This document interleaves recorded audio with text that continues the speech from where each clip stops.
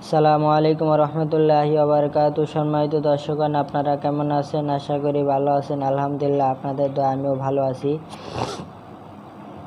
তো আজকে আপনাদের জন্য আরেকটি শত্রু দমনের তদবির নিয়ে উপস্থিত হয়েছি। আজকে তদবিরটা হলো শত্রু পথের ভিখারি হবে। আপনি কি শত্রুকে, যারা ধন সম্পদ আছে, বড় লোক শত্রু, কিন্তু আপনাকে নির্যাতন করতেছে, ওই ধন সম্পদওয়ালা যে শত্রু আছে আপনাকে নির্যাতন করে, বিনা কারণে আপনাকে ক্ষতি করে, হ্যাঁ, ওই শত্রুকে আপনি এই তদবিরের মাধ্যমে পথের ভিখারি বানাতে পারবেন। খুবই শক্তিশালী আমল, একটা পরীক্ষিত আমল। হ্যাঁ, যে কোনো শত্রুকে আপনি পথের ভিখারি বানাইতে পারবেন। তার ধন সম্পদ একেবারে সব বিলুপ্ত হয়ে যাবে এবং সে পথের ভিখারি হয়ে যাবে এই তদবিরটার মাধ্যমে। তো আপনার যে কোনো শত্রুকে আপনি পথের ভিক্ষা করাইতে পারবেন এই তদবিরের মাধ্যমে। শত্রু ভিক্ষা করে খাবে। হ্যাঁ, খুবই শক্তিশালী আমল। তো এই নিয়মটা আমি পুরা বলে দেব, আপনারা ভিডিওটা প্রথম থেকে শেষ পর্যন্ত দেখবেন। আর অন্য ভাইদের উপকারের জন্য ভিডিওটা শেয়ার করে দেবেন। বিনা কারণে কাউকে ক্ষতি করবেন না। হ্যাঁ, কাউকে যদি বিনা কারণে আপনি ক্ষতি করেন তাহলে প্রত্যেকটা জিনিসেরই একটা ইফেক্ট আছে। কেউ যদি কাউকে বিনা কারণে ক্ষতি করে, এটার প্রভাব নিজের উপরও পড়ে। হ্যাঁ, আপনিও নিজে ক্ষতিগ্রস্ত হবেন। তো অতএব কাউকে বিনা কারণে ক্ষতি করবেন না। তো আমরা মূল আলোচনায় চলে যাই। এই যে এখানে যে নকশাটা দেখতে পাইতেছেন, ওই তদবিরের এজাজতের জন্য আপনারা ভিডিওটা পুরো মনোযোগ সহকারে দেখবেন। একটা লাইক করবেন, কমেন্ট করে যাবেন এবং ভিডিওটা শেয়ার করে দিবেন।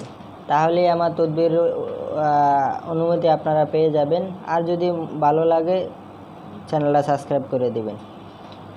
তো এই যে এখানে যে তদবিরটা আপনারা দেখতে পাইতেছেন, এই তদবিরটা আপনারা শনিবার দিন রাত 12টা, হ্যাঁ, শনিবার দিন রাত 12টার সময় আপনারা এই নকশাটা, জাফরান কালি হলে ভালো হয়।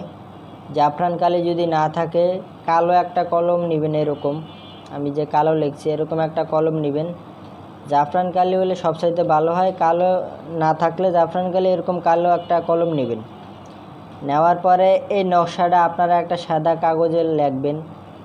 এই যে যেভাবে লেখা আছে, এই গড়টা আঁকবেন আগে। গড়টা আঁকার পরে উপরে 786 লিখবেন। তারপরে এই প্রথমে এই গড়ে এই সংখ্যাটা লিখবেন। তারপরে এটা, তারপরে এটা, তারপরে এটা, তারপরে এটা, তারপরে এটা, এইভাবে পুরা গড়টা পূরণ করবেন। পূরণ করার পরে আপনারা এই নকশার নিচে শত্রুর নাম লিখবেন। এখানে শত্রু যদি মেয়ে হয় তাহলে এখানে শত্রুর নাম, তারপরে বিনতে থাকবে, এখানে বিনতে মাঝখানে লেখা থাকবে, তারপরে শত্রুর মায়ের নাম।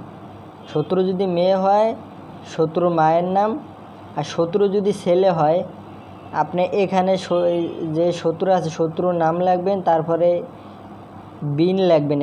এখানে বিনতে আছে, তো আপনি এতে বাদ দিয়ে দিবেন, শুধু বিন লিখবেন। বিন লেখার পরে এখানে শত্রুর বাপের নাম, মানে শত্রু ছেলে হলে ছেলের নাম, এখানে শত্রুর নাম বিন লেখে তয়কারেতে বাদ দিয়ে দিবেন, বিন লিখবেন। শুধু বিন লেখে তারপরে শত্রুর বাপের নাম লিখবেন। এখানে লেখার পরে এই নকশাটা আপনারা কি করবেন, রাত 12টা বাজে লেখার পরে কবরস্থানে যে, হ্যাঁ, কবরস্থানে আপনারা তাবিজে ভরে মোম দিয়ে আটকায়া এটা কবরস্থানে দাফন করে আসবেন। ঠিক আছে? যদি একলা যাবেন, একলা করলে সবসাথে ভালো হয়। হ্যাঁ, আর যদি ভয় পান তাহলে সাথে একজন নেবেন, কথা বলবেন না।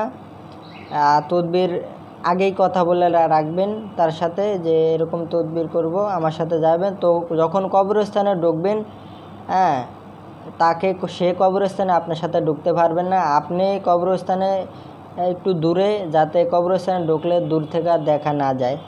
তো চোখের আড়ালে ওখানে দাঁড়ায় থাকবে। আপনি কবরস্থানে যে তাবিজটা সুন্দর করে পুঁতে আসবেন।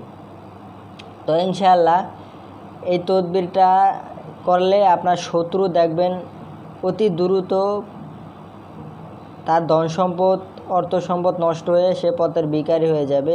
আবারও বলে দিই, তদবিরটা খুবই শক্তিশালী একটা মজার পরীক্ষিত একটা তদবির। আপনারা কাউকে বিনা কারণে ক্ষতি করার জন্য করবেন না।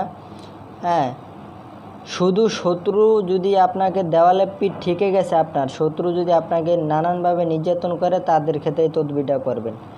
দেখা গেছে অনেকে তদবির প্রথমে কাজ না হলে কয় কি তদবির দিছে, কাজ হয় না। একবার কাজ না হলে বারবার তদবির করবেন, কাজ হবেই।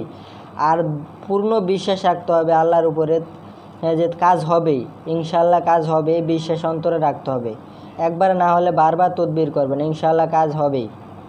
তবে তদবিরটা করবেন শনিবার রাত 12টার সময়। হ্যাঁ, তো আশা করি আমার এই তো ভিডিওটা আপনাদের ভালো লাগছে। ভিডিওটা লাইক কমেন্ট শেয়ার করে দেবেন অন্য ভাইদের উপকারের জন্য। তো এতটুকুই। আসসালামু আলাইকুম ওয়া রাহমাতুল্লাহি ওয়া বারাকাতুহু।